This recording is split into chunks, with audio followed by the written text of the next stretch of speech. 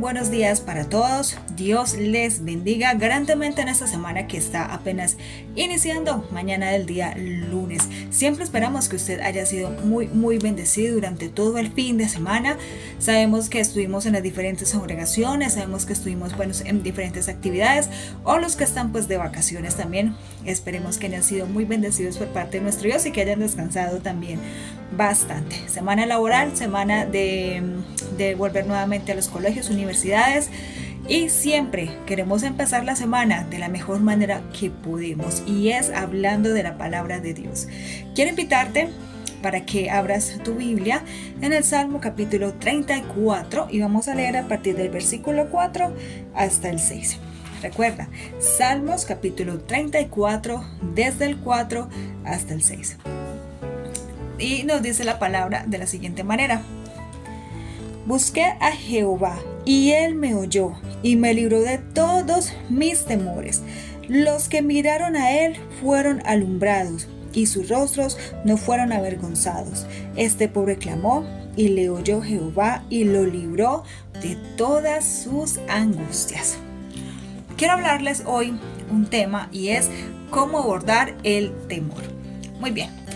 El temor en sí, como os va a leer textualmente lo que tengo por acá, dice que eliminar el temor no es luchar en contra del miedo, porque el miedo viene a ser una emoción, y es una emoción que nos mantiene a salvos en nuestra vida natural. Es decir, cuando tú tienes miedo de algo o de una situación, te vuelves mucho más cauteloso o cautelosa a la hora de enfrentar ciertas cosas.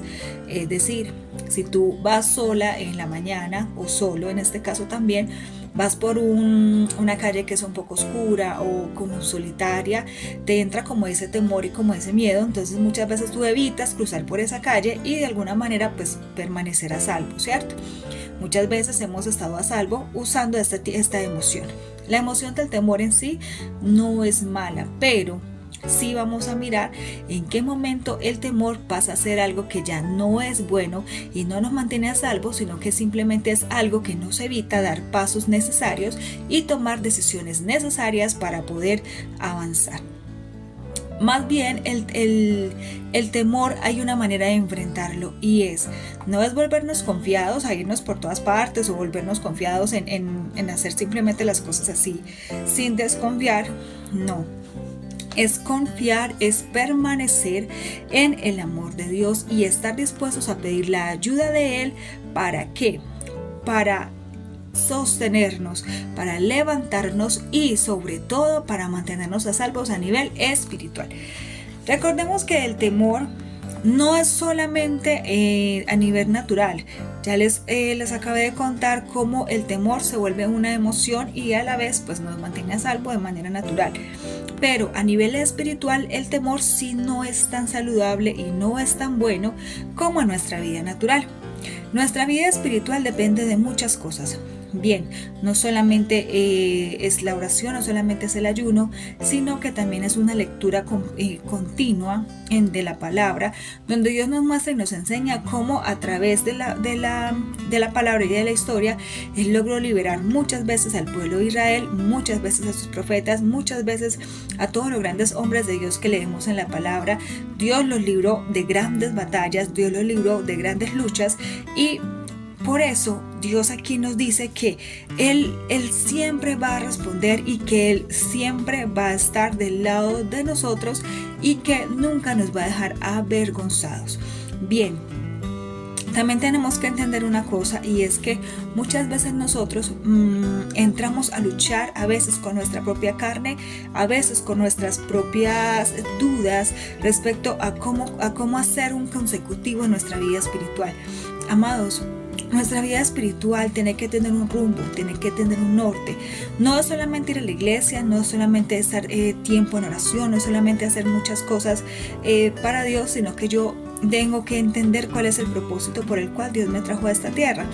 Si mi propósito es predicarle el evangelio a otras personas para que también alcancen la salvación, o si el propósito o el don que Dios también me dio a mí es para imponerle manos a otras personas para que sean sanas, para que sean salvas, para que sean restauradas, o simplemente tengo un don de sabiduría donde puedo hablar con claridad muchas cosas.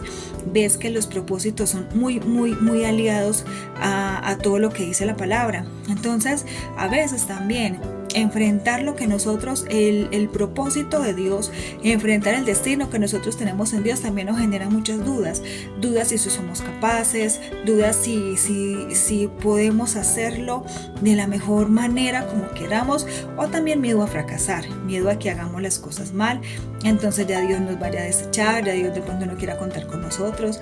Nosotros tenemos que entender que tanto natural como espiritualmente, el temor es algo que nos detiene o nos cuida. También podemos tener un temor a pecar.